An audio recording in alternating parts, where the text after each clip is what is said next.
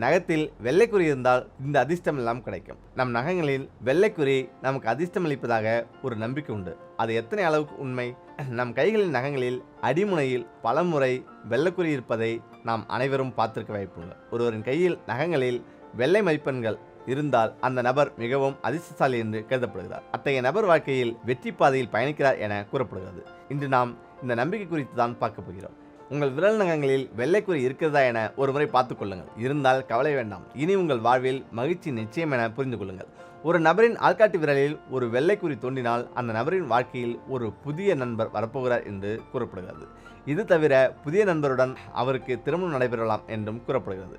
கட்டை விரலில் ஒரு வெள்ளைக்குறி இருந்தால் யாராவது உங்களுக்கு பரிசு கொடுக்க நினைக்கிறார்கள். இதன் மூலம் ஒன்றுக்கு மேற்பட்ட வெள்ளை வண்ணக்குறி இருந்தால் நீங்கள் பல பரிசுகளை பெறலாம். கையின் விரலில் நகங்களில் வெள்ளை நிறக்கரை இருந்தால் அந்த நபர் ஒரு மிகப்பெரிய பயணம் மேற்கொள்ளலாம் என கூறப்படுகிறது. ஒருவரின் மோதிர விரலில் வெள்ளைக்குறி இருந்தால் அவர் மிகவும் அதிர்ஷ்டசாலி என்று கருதப்படுகிறார். ஏனெனில் அது நடந்தால் அந்த நபர் சில புதிய அன்பை பெற போகிறார், பணப்பிரச்சனைகள் இன்றி நிம்மதியாக வாழ்வார் என கூறப்படுகிறது.